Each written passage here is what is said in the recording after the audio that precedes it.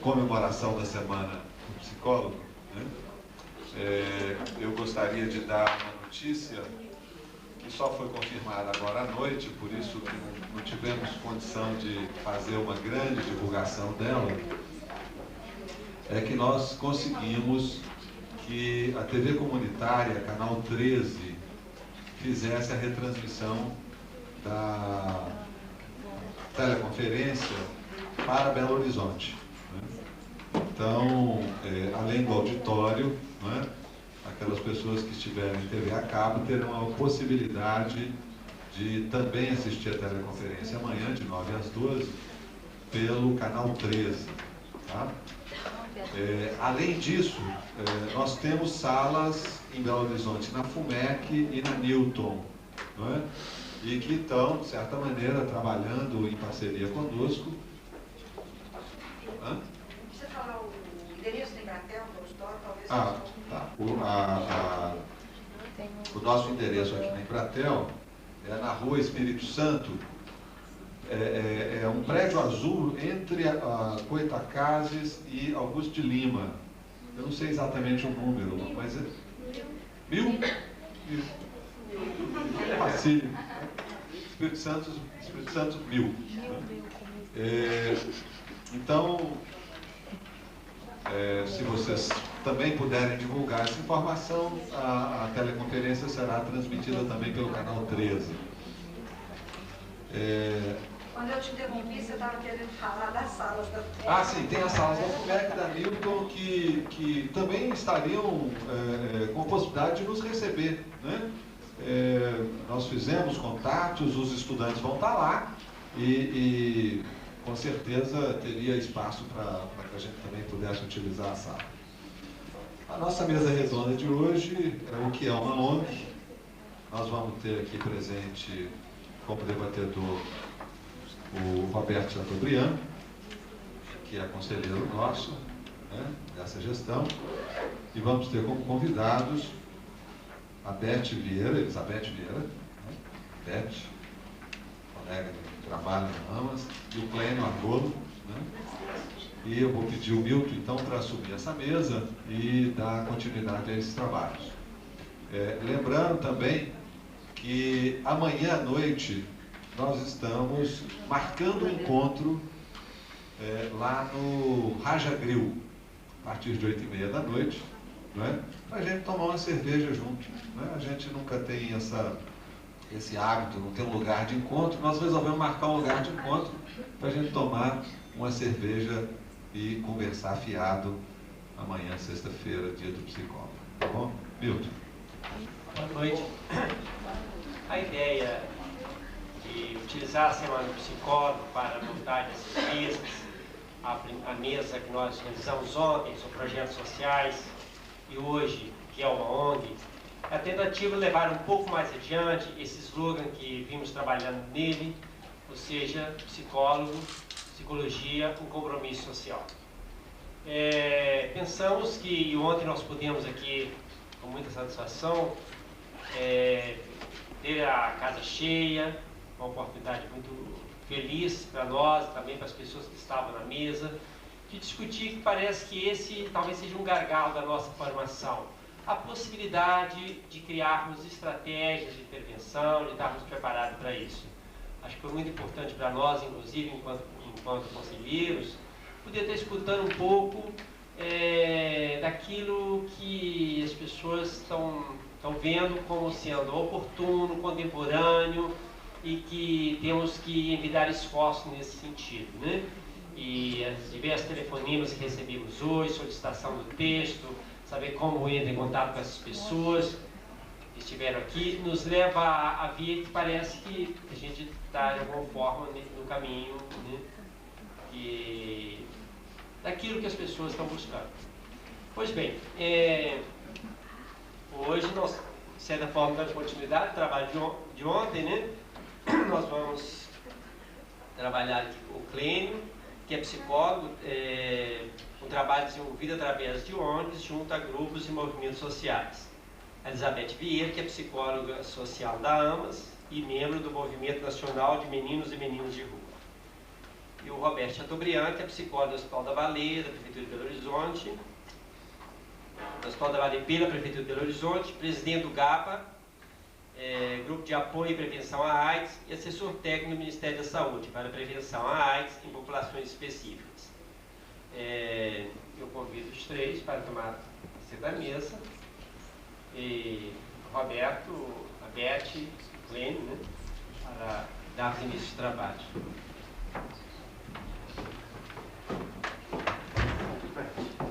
Tomara que isso nunca acabe, né?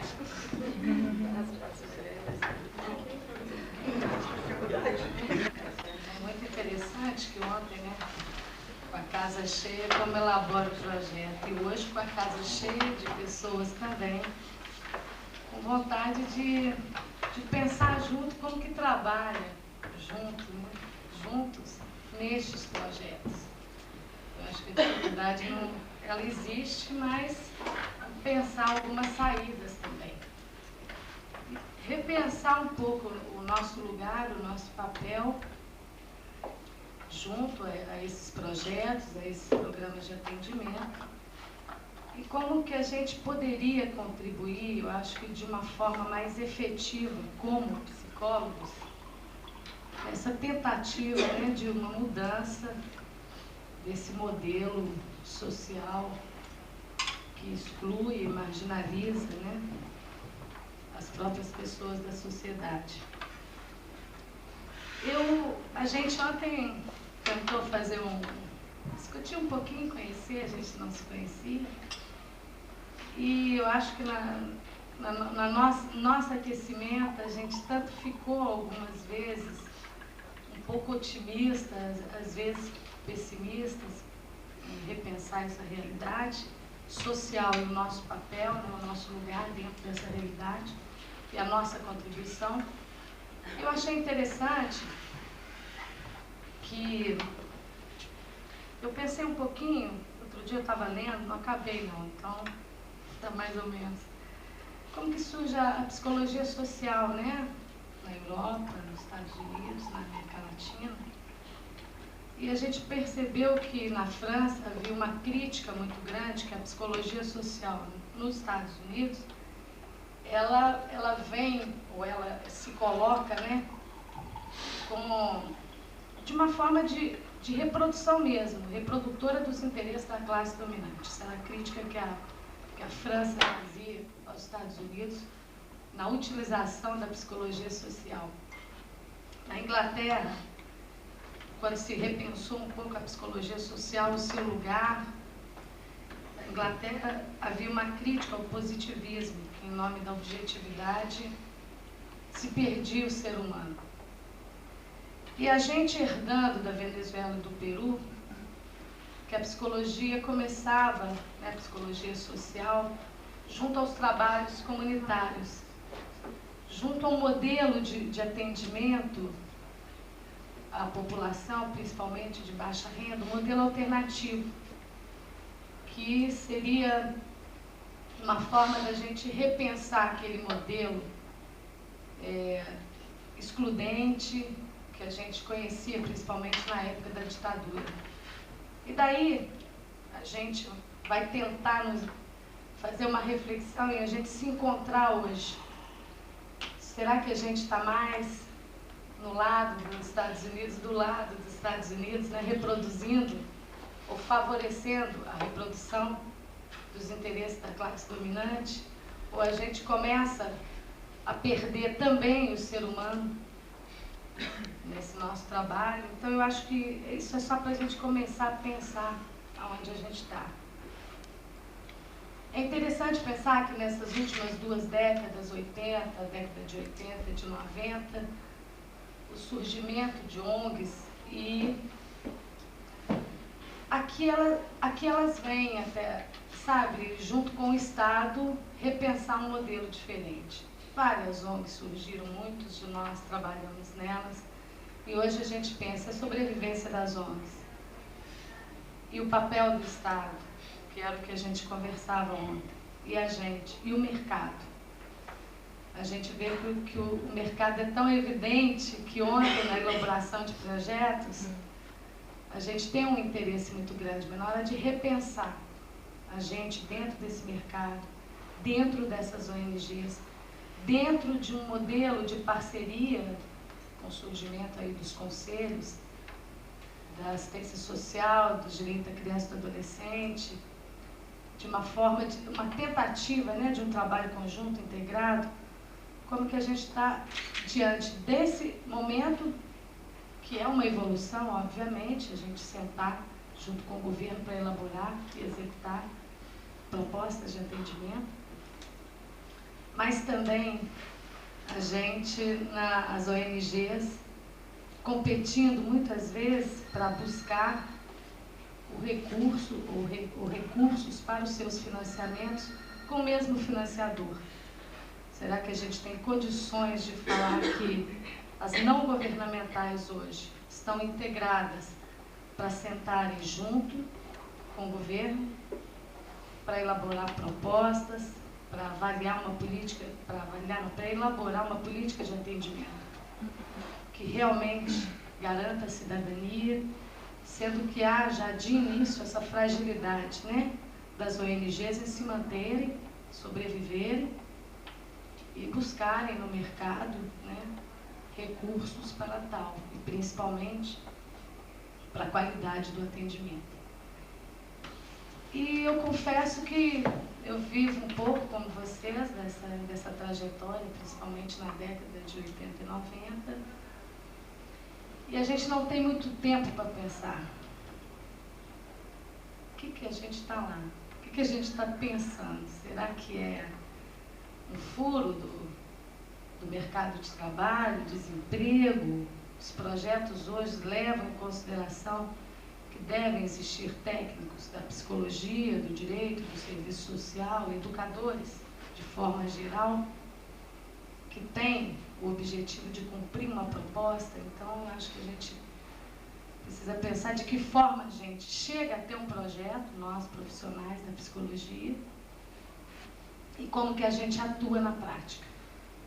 A gente brincava ontem que assim, às vezes a gente vai, né, para trabalhar num programa de atendimento e você tem que digitar, fazer trabalho de banco, esperar os meninos tomar banho na fila do banheiro. E a gente começou a pensar o seguinte, mas é possível ficar isento disso? Ah, mas isso é militância. Né? Extrapola um monte de atividades e de funções que a priori você não faria, normalmente com o seu cargo de técnico, de psicólogo. E você faz parte, as ONGs, eu acho interessante que as ONGs dão uma oportunidade para os técnicos independentes de entenderem de tudo. Elaborar projeto não é que dá oportunidade, não. São poucas pessoas para segurar a instituição, geralmente as mesmas. Elas precisam representar essa ONG nos espaços de construção de políticas, precisam atender o público, precisam aprender a elaborar projetos e aprender a captar recursos. Não dá para fazer tudo muito bem, principalmente quando a gente não tem um papel muito definido. Então, começa a tirar para todo lado. Né? A gente vai lá, vai no conselho, chega lá, senta, quer defender muitas vezes seu peixe, porque você acredita nele, e ainda bem que a gente acredita. Mas aí ficou em defasagem o atendimento, porque as crianças ou o público que recebe o seu atendimento ou o seu acompanhamento fica em defasagem também. A captação de recursos é uma briga, nós não somos qualificados para a exigência do mercado para captar recursos, principalmente financiadores internacionais.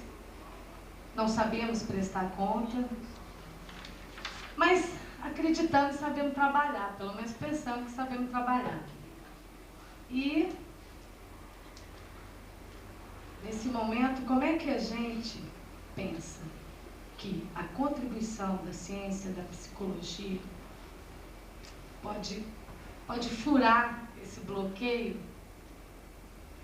e atender um pouco essa sua especificidade?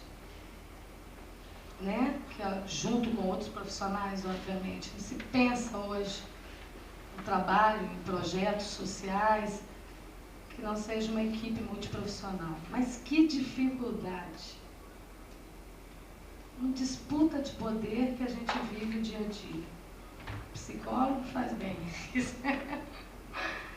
Todo mundo é dono do menino, é dono do público, sabe mais, sabe o que é bom. Mas que dificuldade de ter um pouquinho de humildade para entender que o público não é de ninguém, ao mesmo tempo, fazendo parte dele, e que ninguém sabe mais, que a gente está tentando acertar, e cada um tem a sua contribuição. E no meio disso tudo a gente está lá, sabe? O que você é? Psicólogo. Na hora de falar psicólogo social, é um bloqueio desgraçado. Porque a gente nem sabe muito bem o que é isso. Eu de tanto falar, eu falei, eu vou ter que saber o que é isso, porque eu não sei também não. Eu acho que a gente está construindo isso. Mas eu imagino.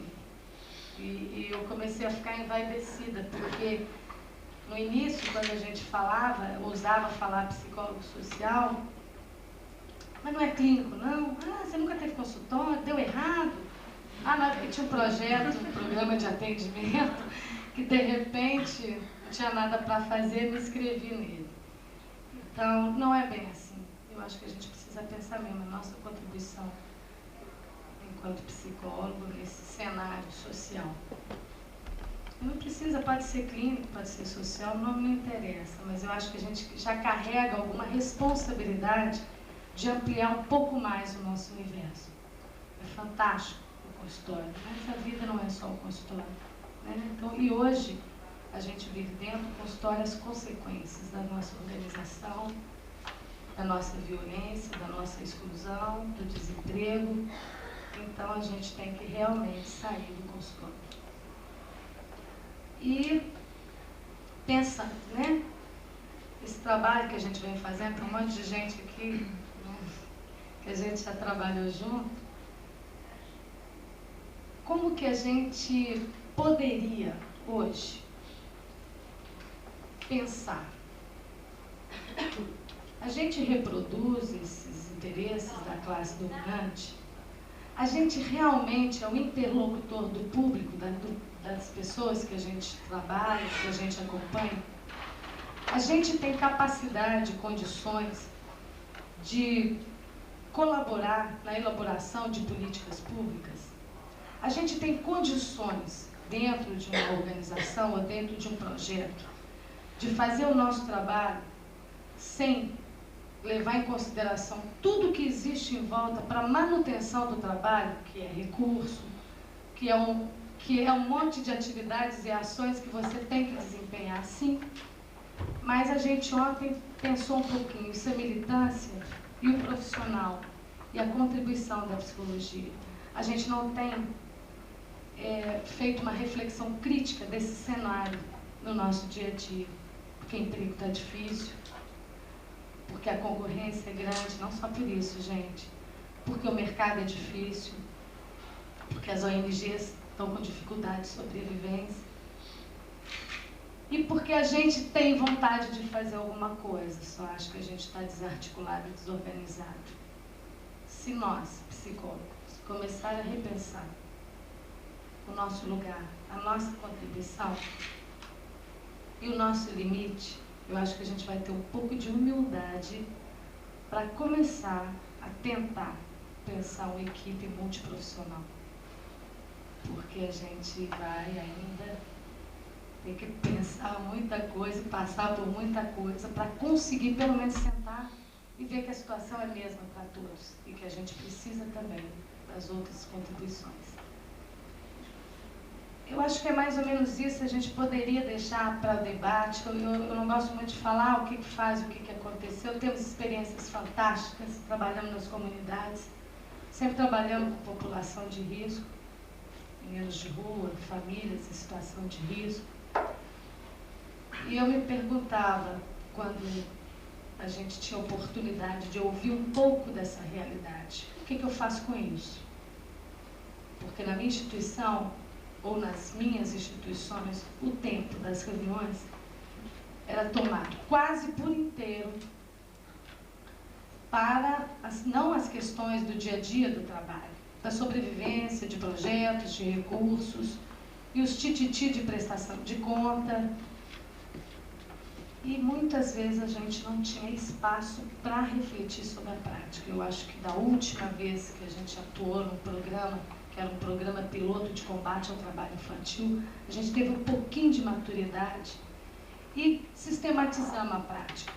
Muitas vezes hoje a gente lê, ainda tem críticas, mas pelo menos a gente fez alguma coisa. A gente contou alguma coisa, e o nosso papel é esse. Agora, contou dentro de que cenário? Desse que a gente está falando. De um mercado difícil. Todo mundo que estava aqui hoje, ontem e hoje, se a gente sentar e começar a elaborar a proposta, tem ideias fantásticas, maravilhosas, mas vai começar a briga de foice se a gente se agrupar atrás de financiador para sobreviver e para provar que o meu projeto é melhor do que o outro. O projeto não precisa mais. Eu acho que se a gente abrir os arquivos das últimas 2, 3 décadas, não mudou nada, já pensaram o que a gente pensa. A gente tem uma mania de desgastar violenta. Se você pegasse, tentasse no seu departamento, na sua instituição, e pegasse o que o outro já fez, você ia poupar tanto desgaste e acrescentar alguma coisa que a atualidade demanda. Que às vezes nem precisava, mas você tem que fazer lobby, então você tem que botar mais ou menos o que usa, mudar um pouco o vocabulário, botar bem estampado o número de pessoas que você vai atender, porque não importa a qualidade do seu atendimento, no projeto o número conta, e seduzir o financiador. E nós, psicólogos, estamos aí junto com outros. Estou falando da nossa realidade, né, gente? E nós estamos aí juntos. Que cenário é esse? A gente pensa isso quando muitas vezes a gente fica na fila do banheiro, que eu acho fantástico, esperando os meninos tomar banho, quando você vai no banco, quando você senta de noite para elaborar um projeto. Tudo bem, mas vamos pensar que a gente está dentro disso e vai mudar isso. Ou então vai intervir nisso. Eu acho que falei demais, mas só para lembrar, agora vem uma nova era aí, né, do terceiro setor, onde o projeto lei, não estou muito bem inteirada, tem notícias, mas precisa pensar um pouco mais a respeito, que as organizações sociais vão estar desenvolvendo atividades do governo na área dos direitos humanos, do combate à pobreza, da assistência social, da preservação e conservação do patrimônio histórico e artístico. Tem que até decorar, porque senão eu esqueço tanta coisa que as organizações sociais vão ter que dar conta. E o Estado vai financiar, vai monitorar de longe. E as organizações vão ter que ser muito claras, muito eficientes para sobreviver. Eu não sei se, eu acho que agora as pessoas têm muita contribuição, é mais ou menos isso. Eu acho que a gente vai voltar, tem que voltar, e precisamos analisar um pouco que cenário é esse, que ator, como a gente, cada um de nós está atuando, e que contribuição a gente pode dar para continuar sendo essa peça, mas com algum referencial de transformação, principalmente nós que temos a psicologia para esse suporte. Obrigada.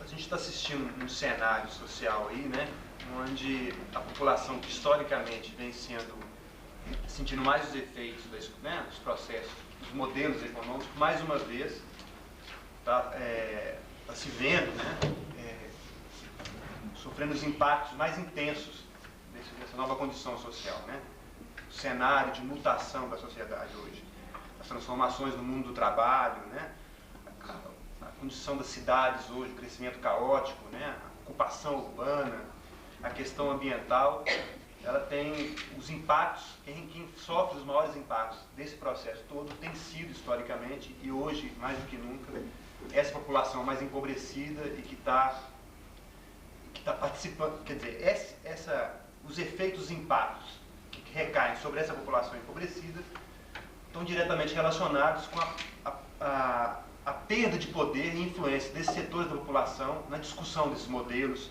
na discussão dos rumos da sociedade, né? Essa população, ela não participa, ela não encontra canais de poder veicular a sua condição, de poder opinar sobre os rumos, e por causa disso, por causa desse poder, desse pouco poder, de pouca influência nessas decisões, ela acaba sofrendo os maiores efeitos, né, desse modelo. Então,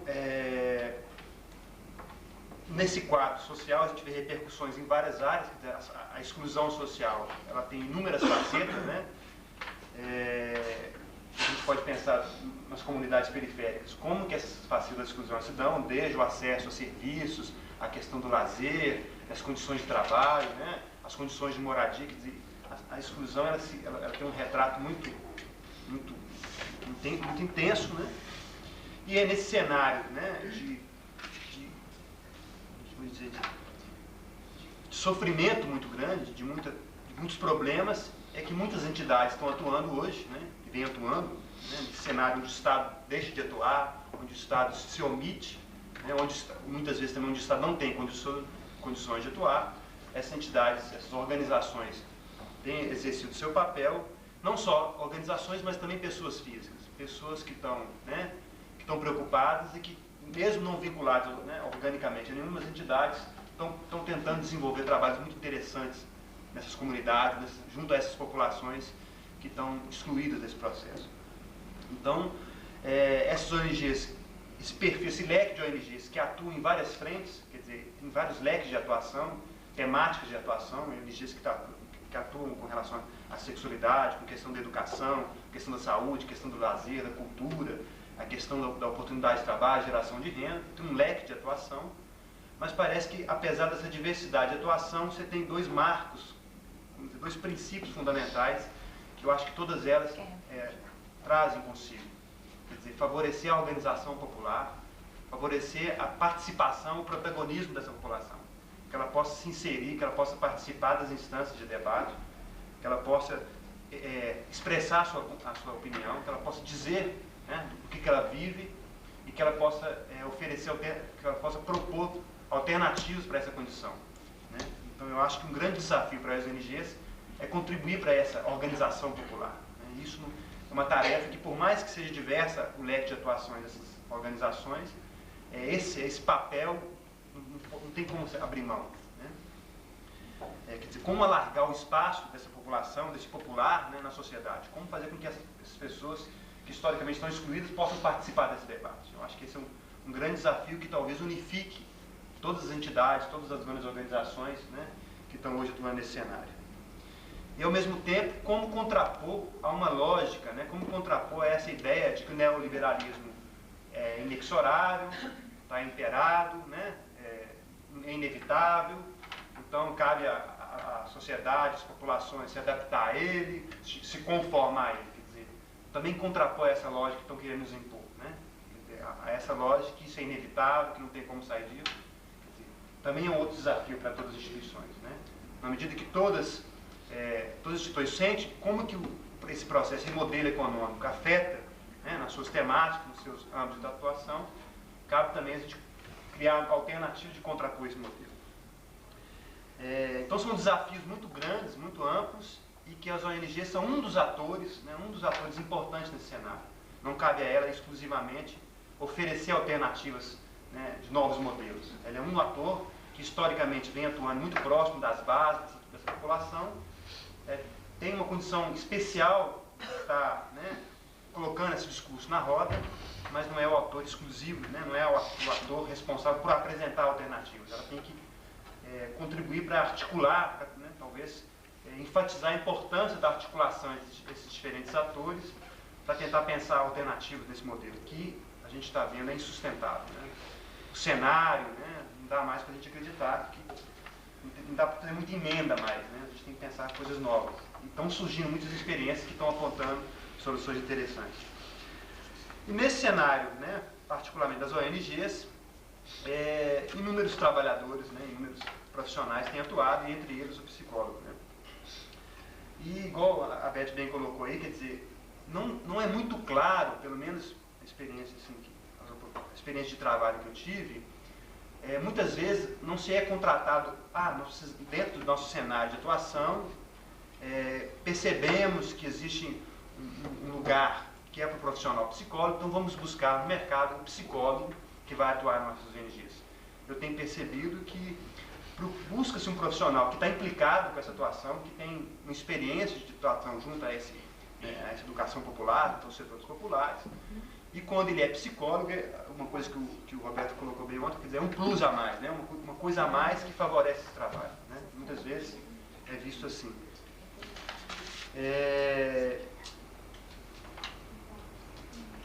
Então, essas ONGs que têm historicamente, que têm atuado em dois setores, estão hoje, né, sendo convocadas pelo Estado, né? Elas, muitas vezes, a maioria delas não tinham uma atuação tão direta com o Estado, elas muitas vezes se contrapunham a ele, né?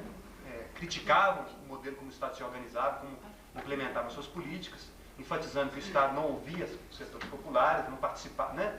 Não dava voz a eles.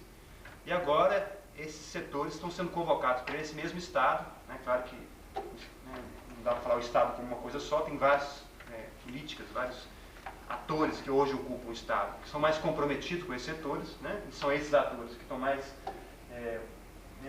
convocando essas organizações para participar, né, da implementação de políticas públicas.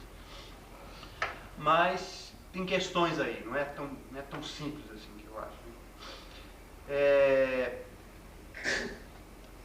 O Estado, né, convoca essas entidades para participar de políticas, e aí esse processo está sendo costurado através de leis, de leis de parcerias, leis do terceiro setor. Mas aí tem a grande questão, tem uma questão que a gente tem que estar atento, né? Em que medida que o Estado, ao implementar, ao fazer uma parceria com as ONGs, como é que ela vai cobrar a eficácia dos resultados? Né? Como é que vai ser pensada essa coisa de eficácia, de eficiência, que as ONGs têm que ser eficientes no seu processo, né? A questão da transparência que a gente acha importante, né? Do uso adequado de recursos públicos. Mas essa questão da eficácia é uma questão que tem que ser melhor pensada. Quem dita isso? Quem diz o que é ser eficaz? É os números? Porque muitas vezes setores da administração pública estão preocupados com a quantidade de pessoas que são atendidas. Como que a ONG atende um grande número de pessoas? Né? A questão do imediatismo dos resultados, né? A cobrança de que a implementação de projetos, de programas, tem que alcançar resultados imediatos, ou a curto prazo. Né? E a gente tem um cenário de fabricação, né, de assujeitamentos, né, de sujeito que não se sente potente, não se sente capaz de ser sujeito desse processo, de ser ator dessa história. Isso é uma questão, um desafio, principalmente para nós psicólogos. Né? Como favorecer que o sujeito, né, se sinta ator, se sinta agente da história, agente da sua participação. E isso não se dá a curto prazo. Né? Existe uma desarticulação muito grande em muitos setores da sociedade, e cabe a nós contribuir para esse processo, mas isso não se dá no curto prazo. Então, como conciliar essa exigência de eficácia de curto prazo, né, que é uma cobrança que a gente tem que... Como é que é isso? Né? Se perguntar, espera aí, calma aí, né? A questão dos números, quer dizer, e a importância da conscientização, da qualidade da aprendizagem, da qualidade dos processos educativos. Né? Então, a preocupação, a ênfase que as ONGs têm que marcar, que os processos qualitativos têm sua importância, a estratégia de participação tem importância, e os resultados não se dão no curto prazo. Né?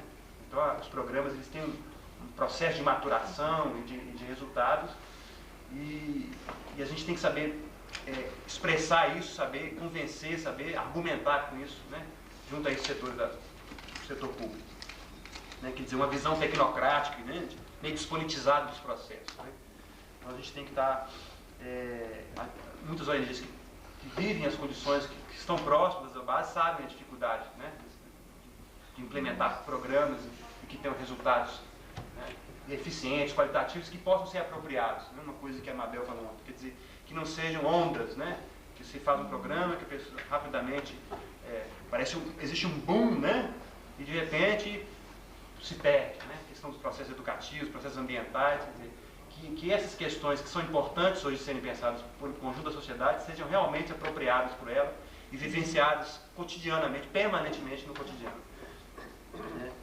Mas, ao mesmo tempo, a demanda social é muito grande, né? Os problemas são imensos. Né? Então, esses processos de pequena escala, né? Que são importantes, né? que produzem uma eficiência maior, uma qualidade maior.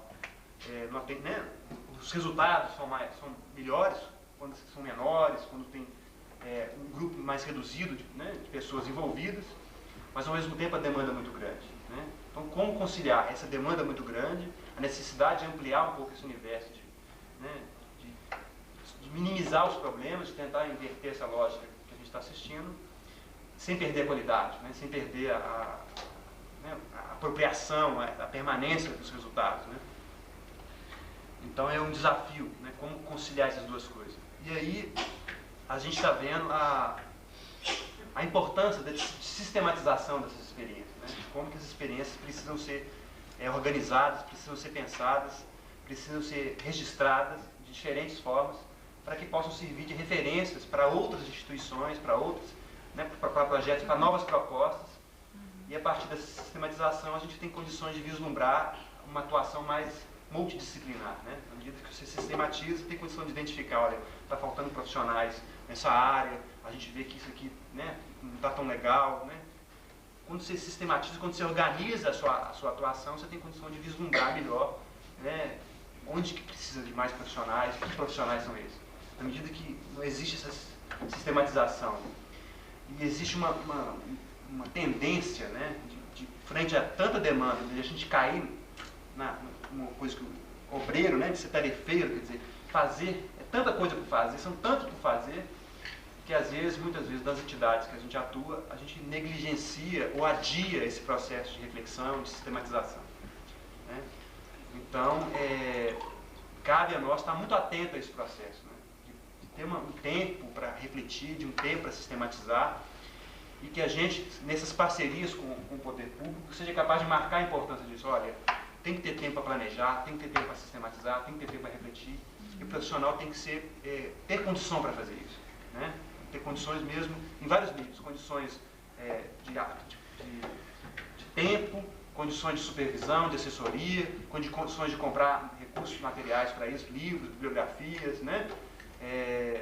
Uma série de condições para que esse processo de sistematização seja possível e seja bem feito. Né?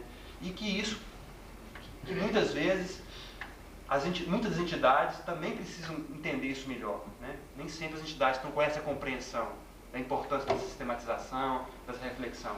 São tantas as demandas que muitas vezes isso fica perdido. Então, os atores que estão diretamente, né, que estão nas entidades, precisam ter um processo também da construção dessa coisa autogestiva. Né?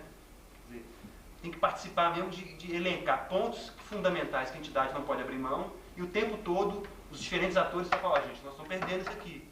Né? Porque às vezes é um técnico que está muito envolvido, que está muito desgastado, vai ficando, né, comprometido nesse processo. Então, todos os atores que estão envolvidos na entidade têm que estar com essas referências muito marcadas, né, muito apropriadas, para que o grupo, né, aquele conjunto de pessoas que está na entidade, não perca isso de vista.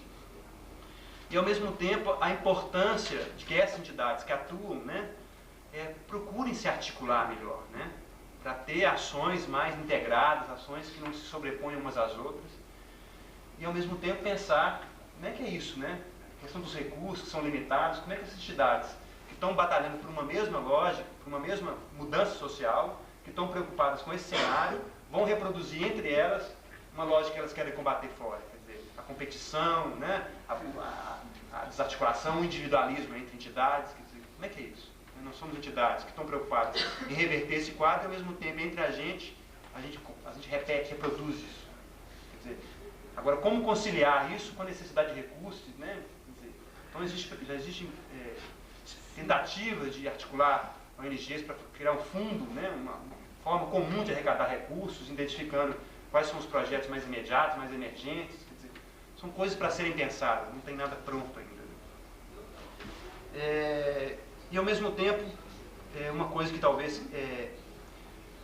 que a Mabel também falou ontem, quer dizer, existe um imaginário social que é muito difundido pelos meios de comunicação, meios de difusão, a gente não está falando nem meio de comunicação de massa, meios de difusão de massa, né? E que a gente tem que ser capaz de contrapor isso de uma forma criativa e inteligente, né? Quer dizer, como que as ONGs vão estar atuando também de sensibilização da sociedade civil, de modo geral, né? Das pessoas que estão preocupadas, mas não estão participando diretamente dos problemas, vêm pelo Jornal Nacional, vêm pelos jornais. Quer dizer, como é que pode ser possível sensibilizar? Ela usou um exemplo do outdoor ontem, né, que eu achei muito interessante. Quer dizer, como criar mecanismos de sensibilizar a sociedade, mecanismos criativos, sabe? Para fazer, olha, gente, tem um cenário aí que é caótico, que é problemático, que é dramático, que precisa ser invertido, que nós precisamos atuar nele, né? Sem dar aquela sensação quando você vê um jornal e fala assim, nossa, é muito grande, dá vontade de se esconder debaixo da mesa, sabe? Quer dizer, parece tão caótico, parece tão desesperançoso, tão impossível de atuar, que a gente se sente às vezes meio impotente. E parece que é ativamente provocada essa impotência, esse sentimento de impotência social, né? Quer dizer, a gente tem que ver que tem muitas experiências acontecendo e principalmente muitas experiências que o próprio setor popular tem trazido, né? As experiências de enfrentamento dessa questão da renda, quer dizer, com esse cenário de desemprego muito grande, as pessoas têm que dar conta dessa sobrevivência imediata, né? Não dá para adiar muito, não dá para adiar isso, né? As pessoas têm que sobreviver. E com esse cenário de desemprego, estão surgindo muitas experiências coletivas, né, de autogestivas, né, de tentar achar soluções coletivas para a questão da renda, né, onde os processos de planejamento, de discussão, de concepção e de divisão são discutidos por essa população, né, por esse grupo.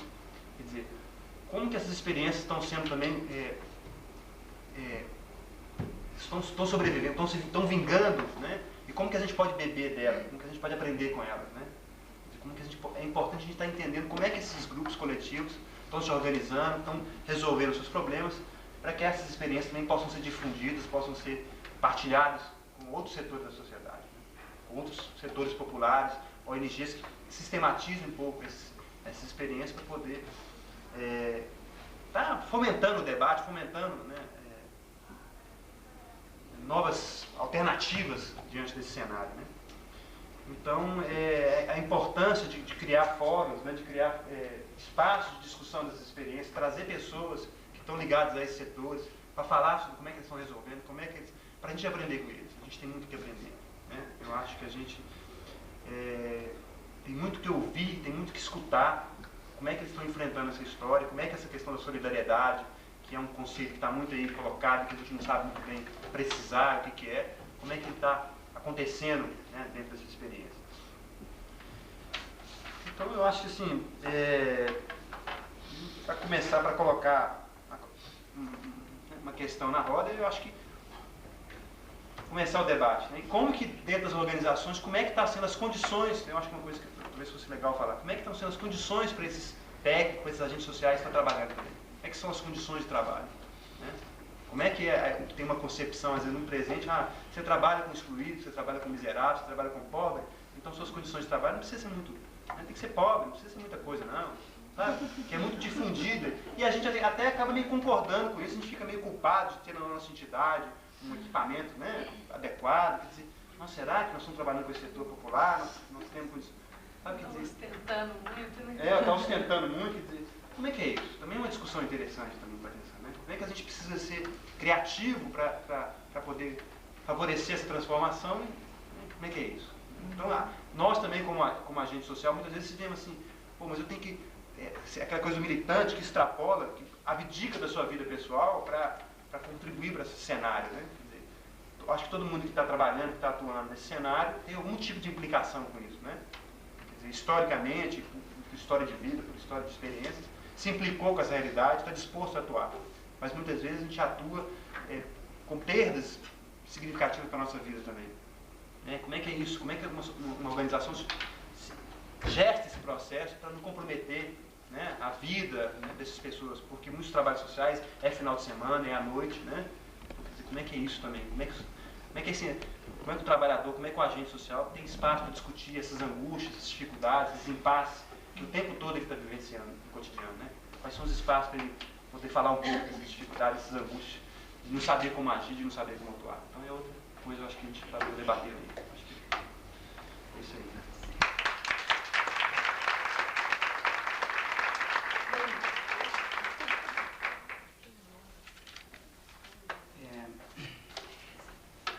Ele falou o tempo todo assim com o microfone, não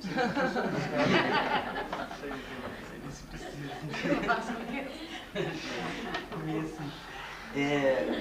Vendo Beth, Clênio, expor as ideias aqui, eu fiquei pensando em algumas questões que ontem a gente até chegou a discutir um pouco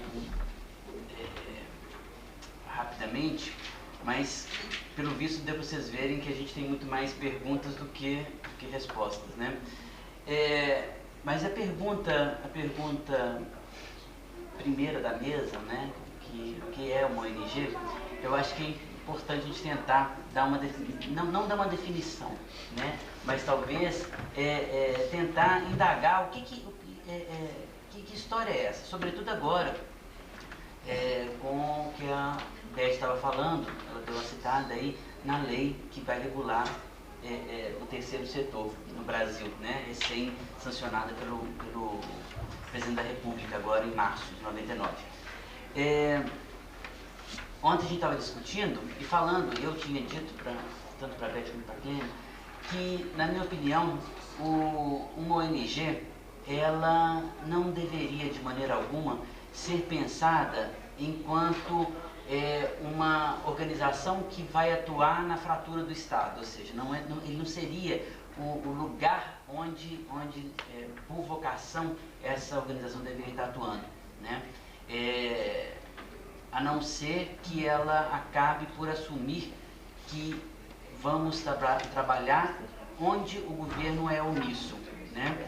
E daí tem como consequência básica e quase que imediata estarmos assumindo, a partir da sociedade civil, ações que o governo deveria estar assumindo, deveria estar oferecendo, né, como resposta aos tributos que a gente paga o tempo inteiro, né? E de repente há uma inversão total de papéis, onde a sociedade civil acaba por pagar impostos e ainda lutar para o financiamento, para receber o repasse da sua própria contribuição para executar aquilo que o governo tinha que estar fazendo, né?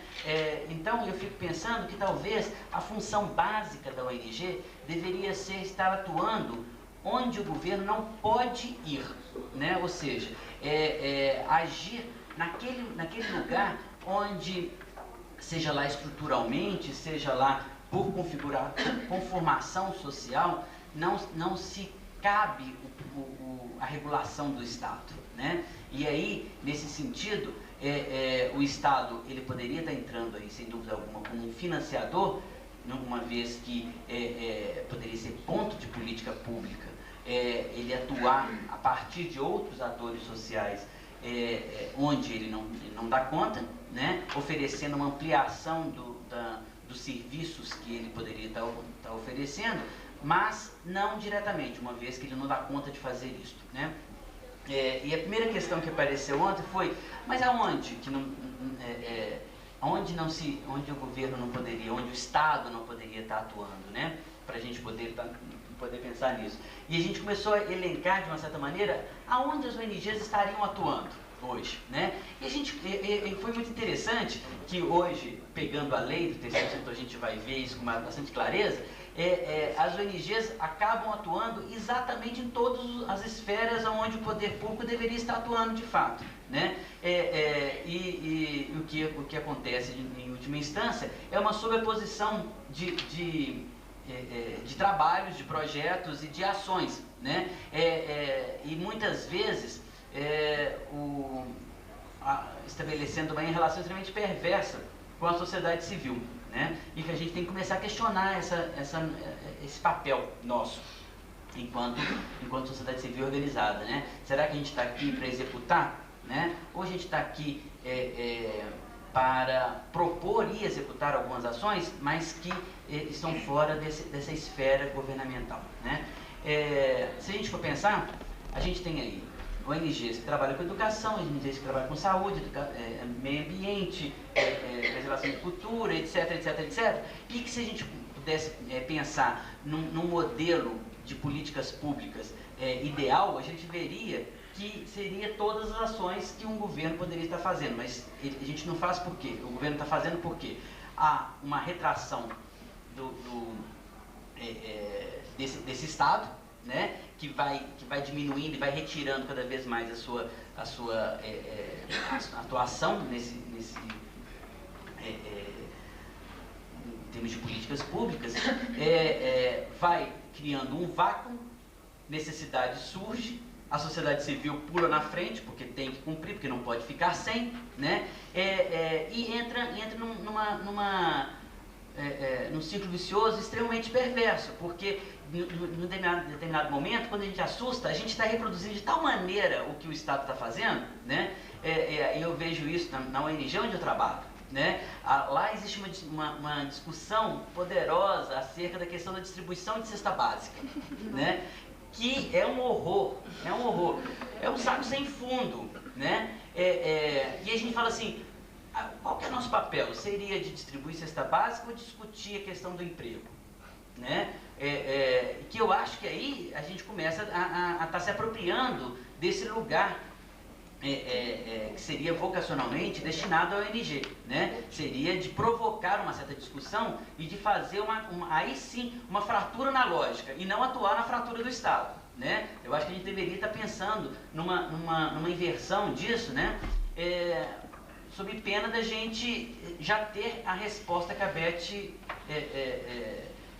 solicitou no início da fala dela, né? De pensar em termos qual que seria o nosso papel, pensando historicamente na crítica francesa, inglesa, né? E na proposta latina, né?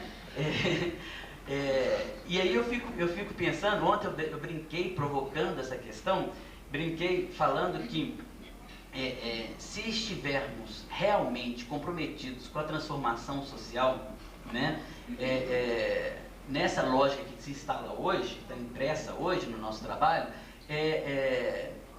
corre-se o risco de fato deixarmos de existir, né? Ou seja, se a gente estivermos de fato comprometidos com a transformação de modo a acabar com a desigualdade social, de acabar com fome, acabar com falta de educação, etc, etc, etc, no final das contas a gente vai falar assim, conseguimos, e aí, quem somos nós? O que vamos fazer agora? Né? O Clênio, muito romântico, falou assim, a gente arruma outra coisa para fazer. Mas eu fico pensando que corremos o risco, e um sério risco, de estarmos muito mais no lado da manutenção do sistema, na manutenção desse modelo, né?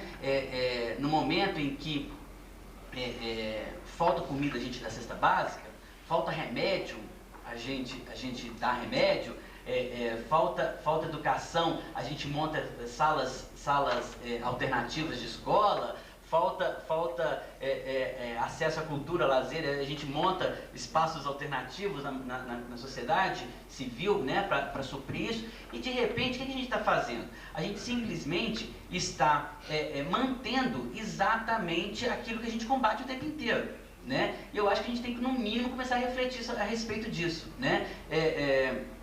Lá no GAPA, quando as pessoas chegam querendo remédio, né? Tem, obviamente, um grupo de pessoas que falam assim, nossa, ficam desesperados, a gente tem que tomar remédio agora para as pessoas e tal, e ficam extremamente angustiados, talvez uma culpa social horrorosa, né? Porque eu tenho dinheiro para comprar esse remédio, eu potencialmente teria dinheiro para comprar esse remédio, e aquela pessoa não tem, como que eu vou fazer isso? Ao invés de começar a pensar o seguinte, discutir com essa pessoa, você foi ao posto de saúde? Porque é uma coisa interessantíssima da gente discutir aqui, no mínimo pontuar, que o Estado, no caso da saúde, por exemplo, fala que muitas vezes falta remédio porque falta demanda. Né? Não tem Bactrim no posto de saúde porque o povo não precisa de Bactrim lá, ninguém pede, né? E aí a gente começa a pensar, não pede por quê? Não pede porque talvez seja mais fácil chegar numa entidade que tem uma farmacinha fuleirinha lá no cantinho, né? E que fornece esse medicamento, né? E qual que é o grau de provocação de cidadania que essa ONG está fazendo, né? E eu acho que aí é o que o Clênio estava colocando há pouco, sobre o papel que nós teríamos de estar desempenhando. Ou seja, ontem a gente estava dizendo que talvez, mais do que atuar tecnicamente na nossa entidade, né, enquanto profissional, enquanto psicólogo formados, né, talvez esse instrumental que a psicologia nos deu, né, essa escuta privilegiada que a formação nos fornece, talvez ela pudesse estar sendo utilizada para entender melhor o mecanismo, quais são os mecanismos que promovem esse tipo de ação dentro das nossas próprias entidades ou dentro das relações estabelecidas dentro de nossa entidade com o poder público, com os órgãos de controle social e demais atores, né?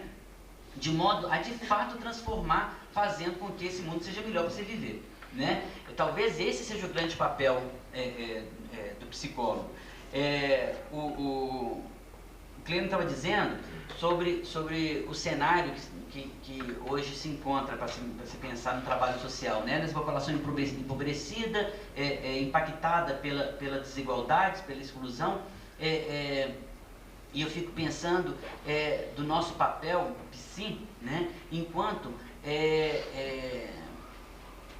agentes de promoção daquilo que se chama, uma palavra americana, que a gente não tem muita tradução para ela no momento, que seria o empowerment, né? Fazer com que essa população possa, de fato, assumir o controle da sua história, né? Propondo ela mesma alternativas de encaminhamento e de solução de questões, né? E aí eu fico pensando, se a gente entrar por essa via, né, esse dilema ético de será que eu atuo tão bem a ponto de acabar comigo mesmo, eu acho que ele pode se romper. No momento em que eu começo a trabalhar no sentido de não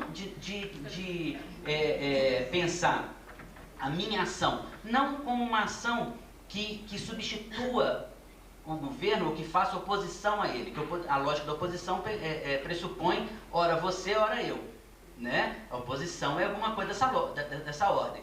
E eu tenho que pensar no ONG não nessa lógica da oposição. Eu não tenho que pensar que hora eu vou estar lá. Não, eu não quero estar lá. Se eu quisesse estar lá, eu não estaria na ONG, né? A ONG ela teria que obedecer uma outra lógica de atuação, né? E que seria a lógica do complementar, dessa coisa que vai um pouco para além do governo. E nesse sentido, eu poderia estar fazendo algo de modo a oferecer uma resposta de transformação, né? Onde a eficácia, a resolutividade dessa minha ação não ameaçaria, na medida em que sempre esse a mais vai existir, né? A gente sempre é muito autorreferente, me desculpe, né? Mas no trabalho com AIDS, por exemplo, a gente vê isso claramente, né?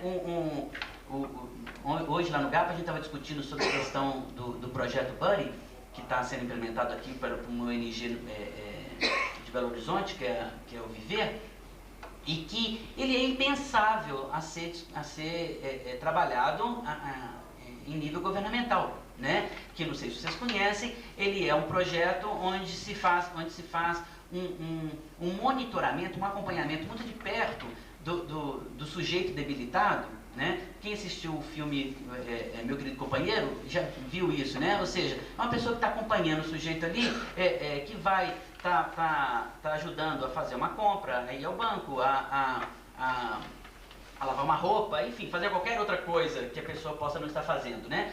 Coisa assim, não estou falando que o psicólogo vai ter que ir pro tanque, não é isso. Se tiver que ir pro tanque também não tem muito problema, né? Não é nada tão grave assim que vai molhar o diploma dele, que vai torná-lo impossível de utilizar posteriormente, né? Mas é um projeto onde o Estado não vai entrar nunca, não tem jeito de entrar, sabe? Porque não cabe o Estado, né? Da mesma maneira que lá no GAP a gente trabalha, por exemplo, com profissionais do sexo, com uma comunidade que obedece uma lógica totalmente diferente, né? Ele é regido por uma ética muitíssimo diferente da dita do mundo normal, né? Daqui de fora. E que não adianta o Estado querer regular, porque não tem jeito, o Estado não entra, sabe? E quem entra ali é a comunidade, né? E a partir, obviamente, de um jogo de sedução, um jogo de atrelamentos e de barganhas que facilita aí a consolidação de uma confiança e de trabalho, uma promessa de trabalho conjunto. Para terminar, eu gostaria de chamar a atenção para uma coisa que anda me incomodando muito nessa questão desse projeto do terceiro setor, né? Que parceria é esta que o Estado propõe, né? A gente está falando de leis, né? Inclusive eu estava até lendo uma lei, da lei das parcerias que o Sérgio de Castro sancionou recentemente também, né? E eu estava pensando que parcerias são essas, né? Que termo esquisito. Essa semana aqui no Conselho a gente teve uma reunião com o sindicato que eles falaram assim com a gente. A gente não gosta muito do termo parceria, a gente prefere trabalho conjunto, porque parceria tem muito essa coisa de um discurso neoliberal, essas coisas que o sindicato adora falar, assim, eles falam com propriedade. Eu não consigo falar muito porque eu não sou sindicalista, mas eles estavam cobertos de razões na posição que eles estavam colocando. E aí eu fico pensando o seguinte, olha só, a lógica de transformar parceria em trabalho conjunto. Se a gente for pensar dessa maneira, que trabalho conjunto se pode pensar numa lei onde se tem repasse de recursos e monitoramento de um trabalho que o próprio governo reconheceu ser incapaz de estar fazendo. Quem é que vai estar monitorando o quê? Como que é isso, né? Monitorar gasto de recursos, eu acho excelente, eu acho que tem mais que ser transparente mesmo, o dinheiro é público, as ONGs são instituições de fins de direito privado, mas de fins públicos, então tem que ser monitorado mesmo, tem que ser aberto, tem que ser escancarado tudo. Mas daí, pensar em ser monitorado por um Estado que já se confessou incompetente, eu acho que é no mínimo paradoxal, né? Como que ele vai monitorar alguma coisa que ele não conhece fazer, né? Daí soa como um certo controle, né? E de uma certa maneira acaba se revelando a perversidade dessa lógica, porque o que se tem mesmo são as ONGs como braço armado desse Estado, né? Ou seja, você vai fazer mão de obra barata, porque a gente está pagando pouquíssimo para os técnicos que estão desempenhando aquelas funções, né? Um trabalho que tem um retorno fenomenal em termos do resultado, né? Ele é fenomenal, mas que custa muito pouco para esse Estado que financia, né? Então a gente tem que começar a pensar nisso, no mínimo criticar. Talvez esse seja o grande papel nosso, através da nossa escuta, começar a cutucar, né? E criticar, talvez nem tanto propor, né? A gente não está aqui tanto para explicar mesmo, não. A gente está mesmo para criticar, para cutucar e falar, olha, vamos criar soluções conjuntas, vamos pensar conjuntamente a respeito disso, né? E não simplesmente acatar e achar que legal que tem uma lei que nos regule, né? Legal porra nenhuma, não é tão legal assim, sabe? A gente tem que pensar que tem uma lei que vai precisar sim de ser discutida e muito para ser implementada, né? Senão vai ser um atropelo geral do trabalho de todos nós. Eu acho que a gente tem que começar a pensar nisso. É trabalho conjunto? Ou o que é isso, né? Acho que a gente pode entrar para o debate. Okay?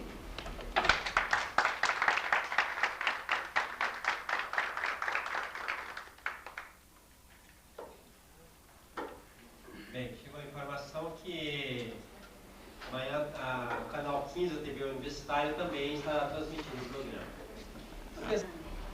Do Estado, né, para o chamado terceiro setor, é porque, por exemplo, eu entrei num projeto comunitário via uma secretaria municipal, apesar de não ter vinculação nenhuma real com a secretaria. E assim, o que ficou em mim dessa experiência e que eu vejo que talvez para mim passe como uma grande diferença, é porque por mais que a política da secretaria seja uma política voltada para uma participação coletiva, né, envolvimento dessas pessoas e tudo, quando você está lá na comunidade, você começa a escutar, né, as pessoas falando e tudo, ela não deixa de ser uma coisa que está sendo colocada, né, ali, de uma certa forma. E que eu vejo assim, que ao mesmo tempo que eu vejo que talvez possa funcionar como uma diferença entre uma ONG e uma política governamental, passa por aí. Mas ao mesmo tempo, eu acho que de repente a ONG me passou aqui, na fala de vocês também, uma coisa assim, ela está nesse limiar, sabe? Ela pode tanto sobrepor essa posição do Estado de imposição, como ela pode vir da base. Quer dizer, ela está funcionando ali no limiar, né, entre ou você realmente se envolve e trabalha ali junto, ou então você, por melhor que seja, né, a melhor intenção que tenha, você vai repetir esse Estado enquanto uma imposição, né? Quer dizer, me passou um pouco dessa, mais no sentido de uma reflexão. Eu queria fazer um comentário, porque quando eu trabalho muito nos dois lados. Sou bem em cima do muro, bem coluna do meio.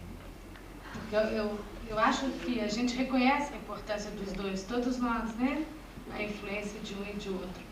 Mas é interessante, porque quando a gente sai com um projeto maravilhoso, empolgadíssimo, debaixo do braço, para a comunidade, para implantar o programa de atendimento, a gente esquece que ficou para trás a realidade daquele público. Nós não sentamos com eles habitualmente para elaborar um projeto, para saber da verdadeira demanda, para abrir um espaço de diálogo, que ele não vai responder aquilo que ele precisa responder, porque qualquer comunidade que a gente chega, eles já conhecem tão bem a gente, que conforme a pergunta eles já sabem a resposta. Então, acho que a gente vai tão ingênuo, acha lindo, maravilhoso, na hora que chove, o barraco dele cai, você perde o sono, que bom que a gente perde. Tem que perder sempre. Mas a gente é um pouco ingênuo de não entender que ele sabe muito mais da política do que a gente. A gente saiu com um projeto que desconsiderou completamente a comunidade. Ele não nasceu lá, ele não fez parte, ele não veio para o gabinete. Ele é uma proposta política do governo, partidário, para ganhar a eleição. Tem a ver com o social, se não tiver no discurso ele nem chega perto, nem é candidato. Aí a gente sensibiliza, aquele ali é menos pior, então eu vou junto dele, né? Porque a gente não fala, eu vou estar votando nesse candidato, ele é bom, ele é menos pior. Hoje em dia já virou moda, né? E a gente se sujeita a isso. E quando você chega na comunidade, não é a diferença da ONG, é a diferença da escuta. Que aí entra o psicólogo, sim, com essa sensibilidade da escuta, o seguinte: eu vou ter que adequar esse projeto de gabinete à população, começa a coisa a dar errado. Aí a gente não sabe se é a falta de recurso, a incompetência da gente, se foi a gente que não conhecia a comunidade. E a comunidade, gente, ela sabe o que ela quer, ela entende. Vou contar para vocês um negócio que o Cláudio está aqui, ele sabe melhor do que eu disse. A gente trabalhava no programa de combate ao trabalho infantil, que terminou agora em dezembro, um programa de renda mínima. Uma coisa fantástica, foi a primeira vez que a gente trabalhou família. A criança se perdia junto com as outras pessoas do grupo, o menino não era de ninguém. A família, de vez em quando a gente falava, essa família é minha. Mas era só para identificar, mas a gente tem posse também. Aí nós nos preparando, quase um ano, porque foi um trabalho extremamente efetivo. Não é brincadeira chegar, bater na porta de alguém e entrar, mas entrar de verdade. Eu acho que o diferencial nosso era que a gente trabalhava o grupo e o afeto, e as relações e o diálogo. Chegamos lá, desprovido de alguma coisa, vamos ver como é que as pessoas que têm filhos, né, crianças trabalhadoras, se organizam. E para despedir foram 3 anos, a gente fazia reunião socioeducativa, visita domiciliar, trabalhava os meninos, fazia parceria com a escola, encaminhava o pessoal para curso profissionalizante, para a rede. A gente quase morreu, porque achava que era o dono da bola. Mas a gente não se deu conta que tinha envolvido muito afetivamente, e a gente não tinha nem assim se preocupado com esse limite. E foi isso que foi, eu acho que o que a gente fez de melhor qualidade, pelo menos o que eu conheço que fiz. Então, nós temos uma pessoa da equipe que é extremamente sensível, achava bom que todo dia que a gente ia falar de despedir das famílias, ela começava a chorar também, então ficava aquela coisa, né? Aí ela falou, não, eu vou me preparar, porque eu já sei que essa pessoa já tinha dado um escândalo. Não, tira o dinheiro, tira tudo, mas vamos reunir. As reuniões eram com os grupos, né, com os pais e responsáveis. Vai lá em casa, porque eu acostumei ser indo lá, eu posso contar minhas coisas. E a gente se preparando. Aí ela foi preparada para avisar para a família que era a última visita e tal. Ela falou, eu vou chorar tanto que eu vou ficar sem graça com a pessoa. Chegou lá, a pessoa vai chorar tanto, ela se preparou. A gente chorou lá na supervisão um pouco e ela foi assim, estou preparada. Nossa, mas como é que eu faço com ela? Ela vai abrir a boca, eu não vou ter controle, eu não sei o que eu falo para ela, porque eu também estou chateada. Aí ela chegou, quando ela sentou, ela que começou a chorar. Ela deu um trabalho para a dona. Ela buscou pano de prato, que não tinha toalha de rosto, falava, pelo amor de Deus, não sofre assim não. Olha bem, gente, como a gente não entende como as pessoas conhecem os programas de atendimento. Aí ela olha para consolar, ela falava assim, não chora não, eu não vou morrer por causa de tirarem esse dinheiro, eu vou ficar sentida por vocês, mas não chora não, porque daqui a pouco vai vir outro prefeito, aí vem outro programa e bate na minha porta, eu não vou morrer de fome. Então assim, sinceramente, ela sabia, ela tinha uma segurança disso para consolar a outra, ela falava assim, que isso? Todo dia que vem um programa novo, ela mora no Taquaril, porque agora todo mundo fala que pobre é no Taquaril. Então, se você for hoje, amanhã chega outra, eu só vou sentir sua falta. Então, para a gente prestar um pouquinho mais de atenção, porque a gente está fazendo é isso. A gente está tirando a ilusão, a credibilidade da população no próprio trabalho que a gente acredita e oferece. Então, eu só queria te dizer, porque a gente sai com um projeto que não cabe ali, na maioria das vezes. A gente tenta adaptar. Costura daqui, costura dali, e depois é muito infeliz, porque não levou em consideração o óbvio. Se é para eles, quem sabe é eles. E nós sabemos junto com eles o que é bom para todos nós. Eles com a especificidade da comunidade.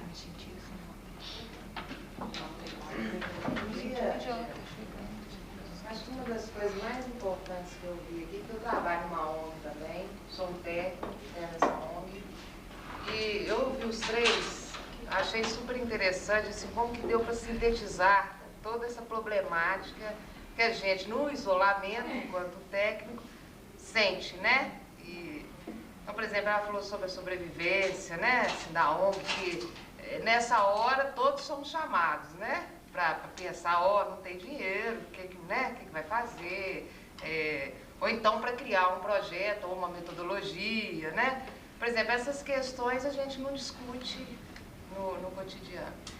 Agora que o Roberto colocou essa questão da gente ser um braço, né?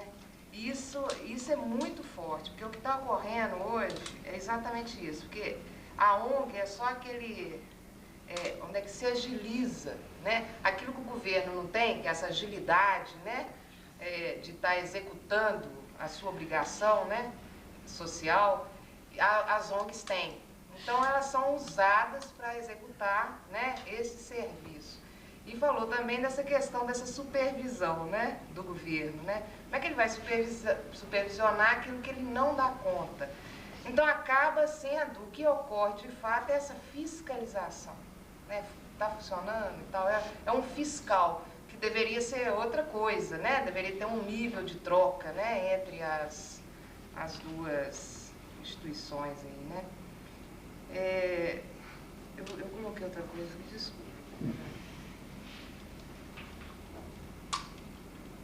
Eu acho que nós temos que falar disso, sabe? Porque vocês estão colocando essa coisa além. O que seria esse além também, né?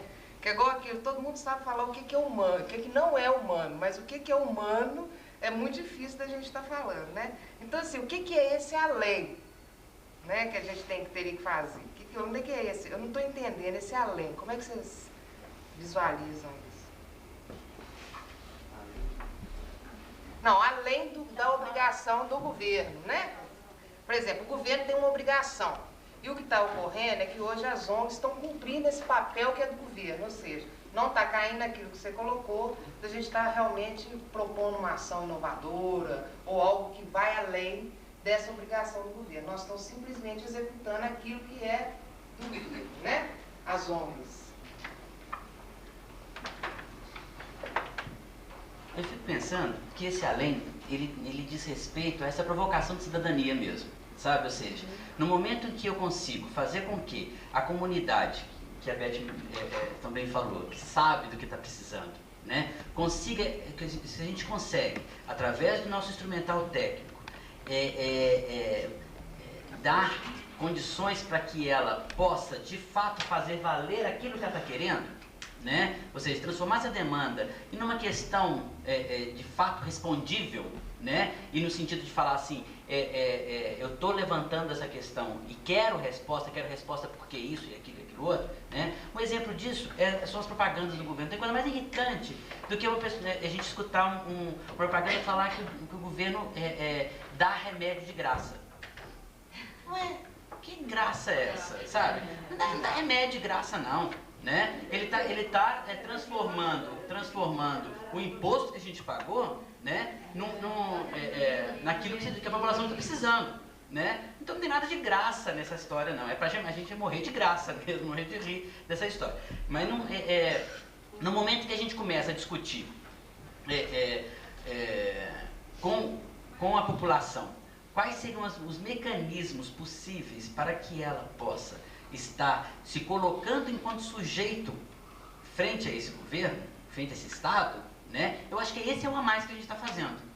Tá entendendo? Assim, e aí tem milhões de maneiras de se pensar isso, né? Fazer com que esse seu Zé, lá da comunidade, ele possa ser o seu Zé cidadão daquele lugar. Você entende? Essa qualificação que eu acho necessária. Ontem a gente estava discutindo aqui sobre o tanto que chega a ser trágico as nossas atuações nos conselhos de controle social, né? Os conselhos municipais de saúde, estadual de saúde, de assistência social, essas coisas todas. Justamente pela desarticulação que se dá nesses conselhos, ou seja, os conselhos são paritários, né? Governo, mercado e sociedade civil, né? E aí o que acontece?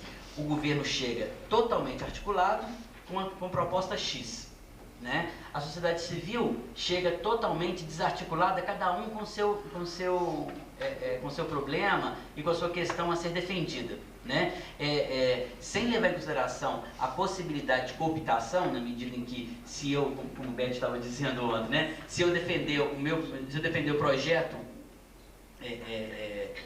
esse projeto que a gente está articulando aqui, não governamental, eu posso ir contra o meu financiador e, consequentemente, perder não só esse projeto social que a gente está articulando aqui, como o meu próprio projeto e comprometendo a minha existência enquanto movimento social, né? Então aí eu não faço isso. E a gente vê isso o tempo todo nos conselhos, né? A autorreferência é direto. É o meu bairro, é a minha rua, é a minha vila, sabe? E não que tenha alguma coisa ruim, não. Eu acho que o processo é justamente por aí. Acontece que a gente não está conseguindo, enquanto agente provocador desse espaço, fazer com que essa minha rua, essa minha vila, seja nossa rua, nossa vila.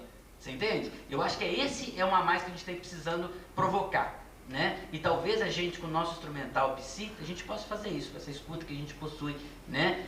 A gente pode, de uma certa maneira, estar fazendo com que as pessoas reflitam a respeito disso, né? E sair do lugar da passividade, desse lugar de só receber, né? Porque o tempo inteiro, quando a gente trabalha na lógica da doação, a gente vai inevitavelmente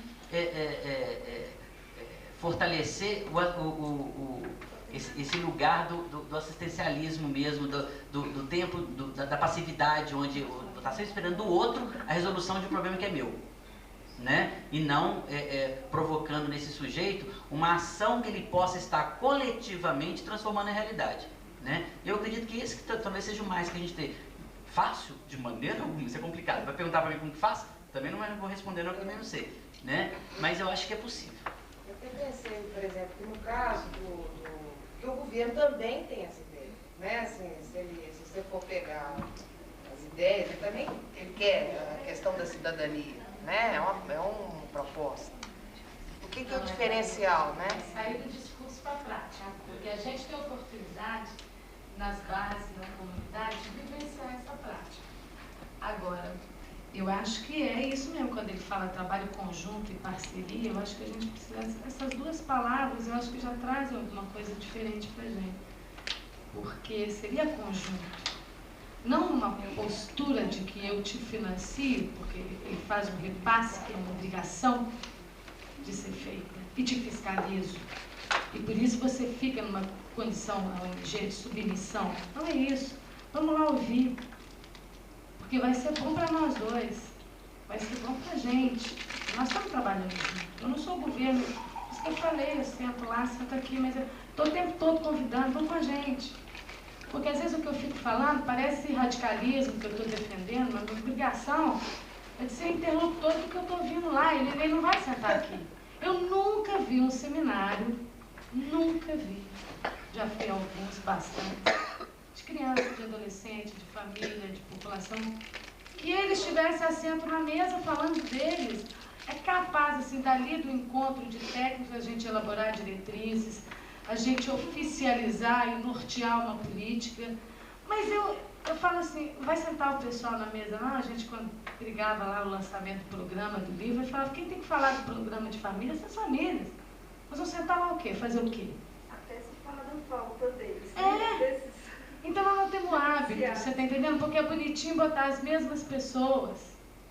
Fulano, fulano, fulano. Se você pegar folder aqui de 78 para cá, porque era quando a gente reuniu a meia dúzia de pessoas, são as mesmas pessoas que estão falando até hoje. A comunidade precisa falar. E o governo precisa abrir esse espaço para ouvir. Nós estamos ouvindo, estamos sabendo canalizar o que a gente ouve. Nós estamos aqui para pensar isso, né? Ouvir a história do sujeito, porque a gente não pode esquecer, mas é a história social de todos nós. Então, eu acho que é uma dica boa. Eu não sou contra o governo, porque até que o governo de hoje eram nós antigamente, eu não sei o que aconteceu. Não vou dar uma virada, acho que quando chegar lá vou virar fazer a mesma coisa. Poeta, Mariana, tinha a palavra. Só queria lembrar uma coisa, Beth, é que talvez um movimento vem tentando fazer isso, ou já está a fim de discutir essa questão, que é o movimento da militante manicomial, onde há uma organização dos grupos, os portadores de sofrimento, tem tido espaço às mesas das organizações. Tem uma questão que o Roberto coloca em relação à regulação. Eu acho interessante essa ideia que você levantou aí em termos da questão de o que você vai trabalhar, o que é complementar e o que é suplementar, né? O complementar aí dentro desse campo aí que você está falando da fratura do Estado, né? Tem uma questão que eu tenho experiência na área da saúde, na área do Estado, né? Que eu acho que dá para a gente entender um pouco como que vem nessa lei essa discussão em termos da supervisão, né? A saúde, por exemplo, historicamente, a gente tem a compra de serviços, quer dizer, você tem uma gama de prestadores e tudo, que isso foi organizado historicamente no Brasil, passado para a iniciativa privada. Então a gente tem uma coisa que na saúde é muito caro para a gente, né, que é o controle e avaliação, né? E curiosamente os governos onde a saúde consegue avançar são exatamente aqueles que conseguem uma política de controle e avaliação razoável. No sentido assim, para você controlar, você tem que dizer, você tem que ter uma diretriz, né? Você tem que calcular custo e fiscalizar e por aí afora. Então eu acho que essa questão da supervisão, quando entra nessa lei, é exatamente porque, na verdade, essa lei está trabalhando uma outra ideologia, né? Essa da fratura, né? Talvez aí o Estado seja competente, de fato, que é uma coisa que ele sabe fazer, teria condição de operacionalizar, e não faz por outros motivos, né? Eu acho que no passado recente se fez por uma questão, de uma certa forma, selvagem, de um certo capitalismo instalado aqui na República, né? E hoje, mais por essa ideologia neoliberal, essa questão do Estado menor e por aí afora, não um Estado melhor, né, mas um Estado menor. Né? Mas eu acho que a gente precisava avançar nessa questão do controle e avaliação. Por exemplo, eu tenho uma outra experiência no outro lado dessa ponta, né, que é do lado do prestador, né, que muitas vezes o prestador, ele muitas vezes diz assim: poxa, você vem aqui, normalmente até o controle e avaliação trabalha com esse significante, supervisão e diagnóstico, né? Ele fala assim, não, o diagnóstico do doente, né? Uma coisa dessa ordem. Mas às vezes, isso é uma intervenção interessante quando você está trabalhando no campo da fratura. Que na verdade você sabe fazer, você tem um serviço que faz aquilo bem e barato, né? E você tem que estabelecer o parâmetro para o outro. Ou mesmo até balizar uma política. Isso, no caso, por exemplo, isso desde, por exemplo, o governo Montoro, que foi um bom governo em termos de saúde, tinha isso como caro, o governo de Santos teve isso como caro, o governo de Campinas, aí no passado recente, o governo Patrus, na área da saúde, teve isso recentemente como um ponto firme, controle, avaliação e tal. Agora, eu fico pensando assim, quando você está lidando nessa área suplementar, essa questão do controle e avaliação, ela não se coloca de fato. Eu acho que, igual esse exemplo que está dando da questão das profissionais do sexo, né? Que tipo de controle e avaliação o governo pode estabelecer para atuar numa área que o governo não tem como dizer qual é o parâmetro da intervenção, porque isso não está na mão dele. No caso dessa questão dos cuidados, né? Então eu fico pensando que essa questão do controle e avaliação, da supervisão, né? Que entra nesse projeto é uma própria fratura do projeto, né? Que na verdade é um projeto para uma prestação de serviço para um campo onde o Estado está querendo se retirar. E onde o Estado quer se retirar, ele tem que ter, eu entendo que é necessário isso. Por exemplo, se você tem uma política de não internar, você tem que saber que uma internação custa R$700, que você pode, por muito menos, você pode ter a pessoa fora do hospital, ou que esse serviço, você tem um serviço no campo do Estado, que você pode calcular que você assiste muito mais gente por um preço muito mais barato, né, a custa de várias questões, ou que uma pessoa não precisa se internar mais de 30 dias com um determinado tipo de patologia, e por aí afora, né? Então eu fico pensando só, não exatamente uma pergunta, mas para a gente refletir que a supervisão está vindo no espírito, não nessa... Talvez tenha que caminhar mais essa questão assim, do suplementar mesmo. O que eu fico pensando é o seguinte, que daí a perversidade da história, né?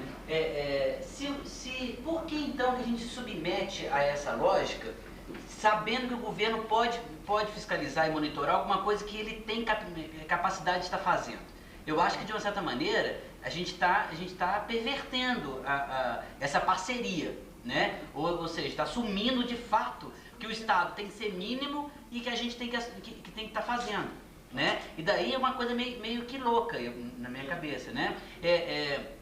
E eu estava pensando, quando eu estava propondo aqui a questão do trabalho conjunto, né? E eu estava pensando na coisa da parceria, porque eu fico pensando parceria enquanto agentes sociais com o mínimo de poder balanceado, sabe? E com o Estado e a sociedade civil isso não acontece, né? A gente tem aqui, pelo menos no Brasil, a gente tem uma noção de cidadania de mão única, né? O cidadão ele tem que fazer algumas coisas mas muitos desmandos que a gente vê em outra esfera, a gente não tem como, a gente tá influindo, ou seja, uma coisa não é bidirecionada, né?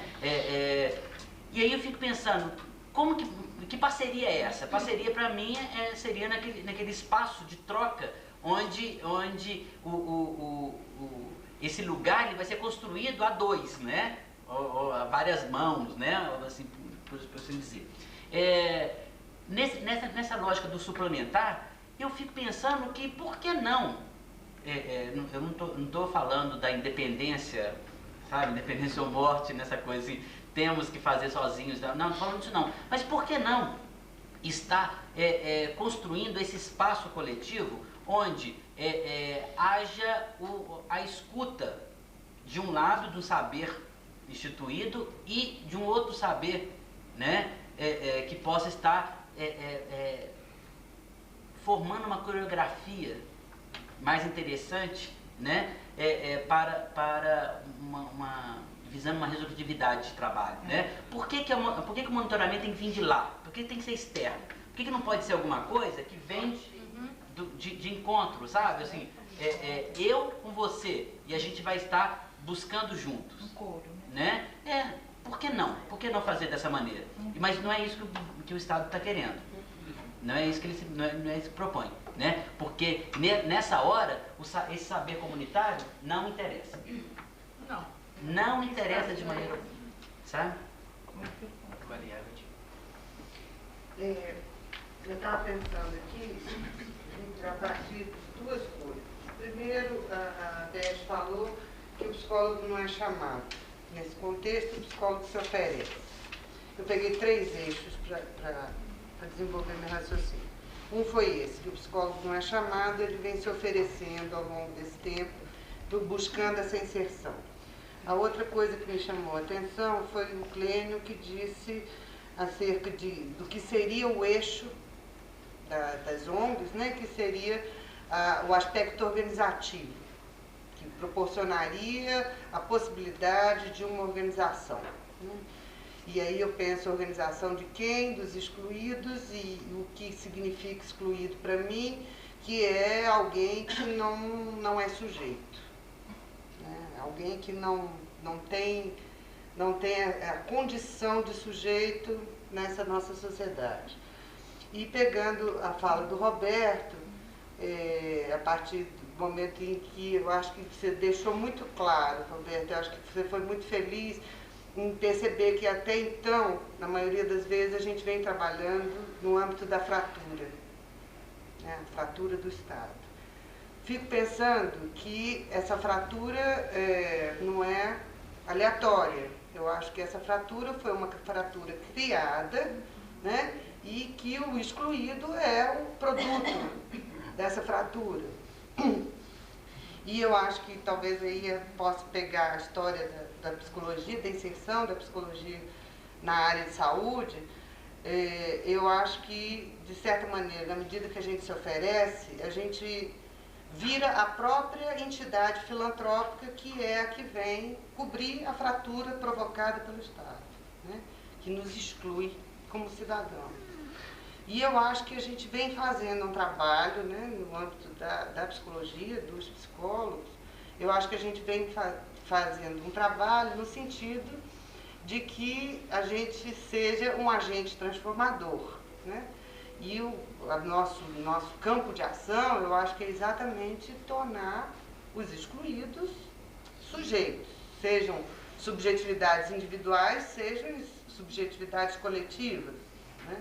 Então eu fiquei pensando, a partir do que o Glenn falou, que talvez a gente tivesse que promover mesmo uma discussão mais ampla e ver qual é a condição de inserção, né? Seja do psicólogo nas ONGs, seja das ONGs como um todo, como uma coletividade de ONGs, né? E eu acho que a discussão central seria exatamente essa, de que a gente não teria que estar estar na condição de complementariedade, de tamponamento de uma fratura que foi deliberadamente criada e mantida, né? Porque ela se mantém, não é à toa. Eu acho que a gente corre pouquíssimo risco, né, de ficar desempregado. Quando você dizia que a gente vai arrumar outra coisa para fazer, eu acho que o risco é muito pequeno ainda, pelo menos para as 2, 3 próximas gerações, porque eu acho que ainda é um trabalho incipiente, né?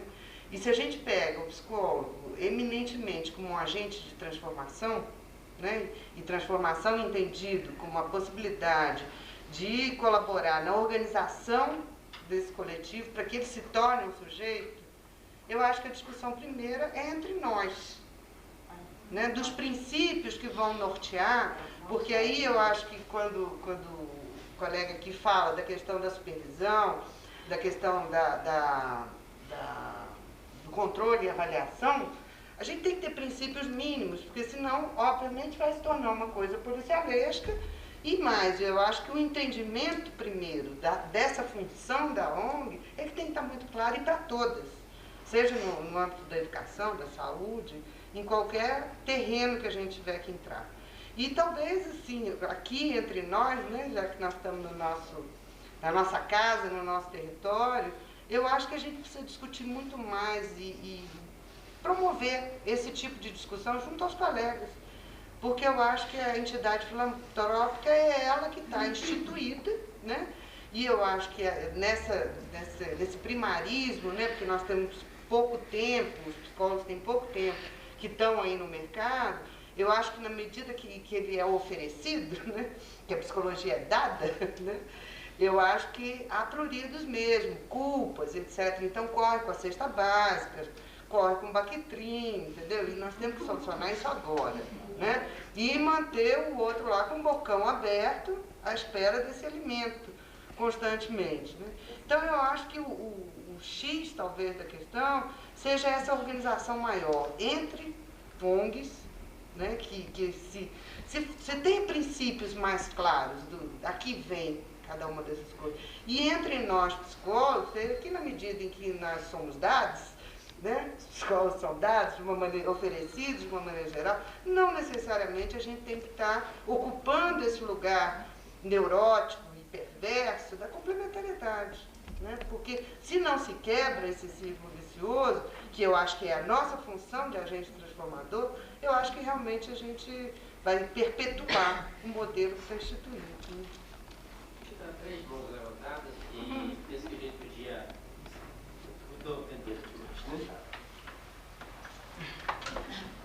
eu só queria falar duas coisinhas. A primeira coisa é, pegando Sandra, que a Sandra falou, mas também pelo que o Wellington estava falando, é sobre esse novo fenômeno que está acontecendo, que de repente a gente começa a se deparar com o mercado da ONG ou os ONGs do mercado, né?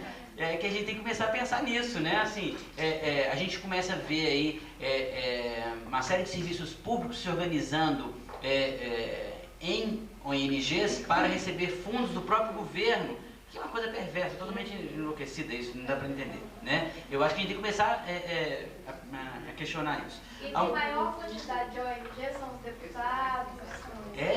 A coisa é grave, né? E distante dessa comunidade, distante do movimento social, né? Então, eu acho que, aí pegando agora o gancho que a Mariana estava falando, eu acho que uma outra proposta de discussão é em cima desse conceito de militância, né? Ou seja, somos psicólogos cidadãos, somos cidadãos psicólogos, né? Eu acho que a gente tem que começar a desenvolver esse tipo de pensar, né? Porque eu acho que a gente tem lugar, a gente estou precisando. A gente sabe disso, né? E por exemplo, só citando essa questão que ela levantou sobre a questão do programa de saúde da família, quem está acompanhando essa discussão e a introdução do programa da família no Estado, né, pelo governo federal, sabe-se que o psicólogo não está incluído nele. Né? E é uma coisa que não é só de mercado que a gente está discutindo, é assim, por que não nos estamos lá? Né? E o que a gente está fazendo para ocupar esse lugar? Né? Eu acho que a gente tem que estar falando disso. Agora, ainda em cima da fala de Mariana, eu acho que é importante lembrar, dar uma informação para vocês. Nós estamos para constituir, né, dizendo, o Fórum Regional para discussão de políticas públicas e controle social na 4ª região, né? O CRP vai estar trabalhando nessa questão, né? A partir agora do 2º semestre, para esse fórum talvez no 1º semestre. Eu recebi uma correspondência ontem do Federal, do Conselho Federal de Psicologia, dizendo que foi adiado o fórum, que seria em fevereiro, foi adiado, a gente não sabe para quando. Mas já é um momento da gente começar a se organizar, começar a discutir qual que é o nosso papel, né, frente a essas políticas públicas e frente a esses órgãos de controle social, né? E então fica aí um chamado, né? Nesse momento a gente não vai estar abrindo o fórum, de fato, né? Mas fica um chamado para que os colegas possam estar presentes nessa discussão, né? Nos pré-fóruns que a gente vai estar fazendo no interior, na região metropolitana e no Fórum Regional aqui em Belo Horizonte. Eu acho que vai ser importantíssima a participação de todo mundo. Tá bom? Boa, gente. Obrigado. Eu queria falar com relação a... Esqueci o seu nome? Maria Tereza. Quando ela fala do desejo de estar desenvolvendo trabalho em comunidade e o medo de estar invadindo, né?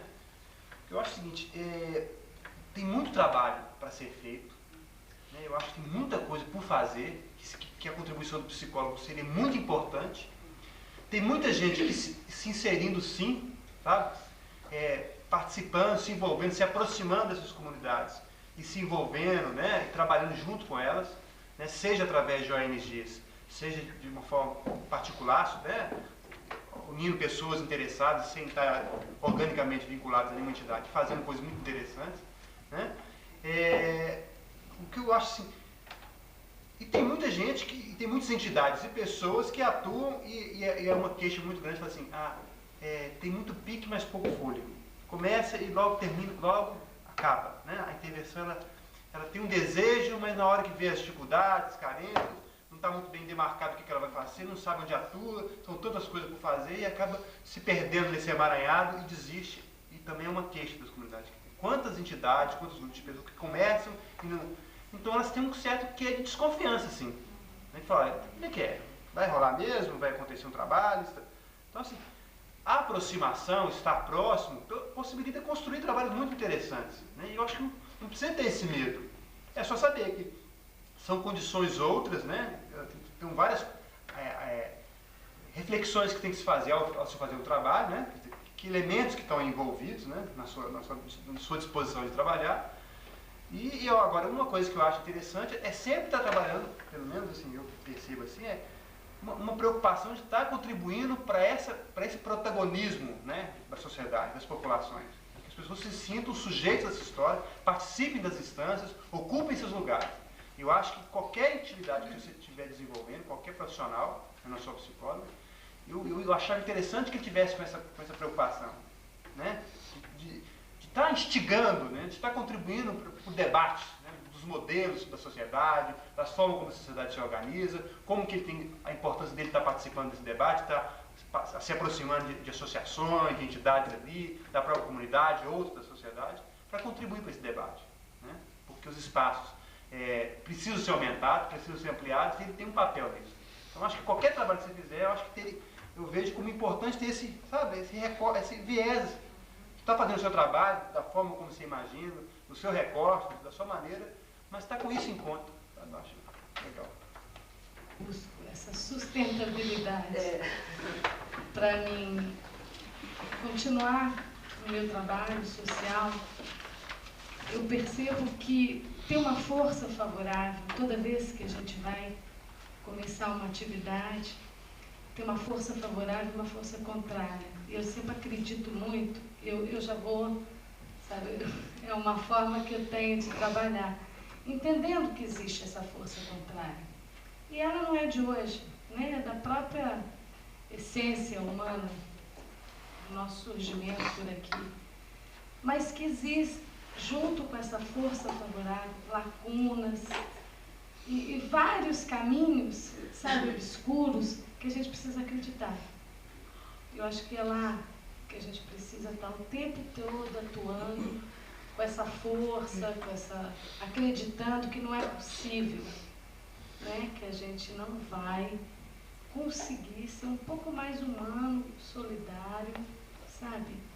E que a gente vai deixar essa espécie que ainda não conseguiu ser humana se extinguir, sem até se conhecer e entender da simplicidade e da humildade. Nós queremos agradecer a presença de todos. Estamos passando aos da mesa o livro Psicologia, Possíveis Olhares e Outros Fazeres, que foi produzido pelo Conselho, e uma declaração, um agradecimento. Então,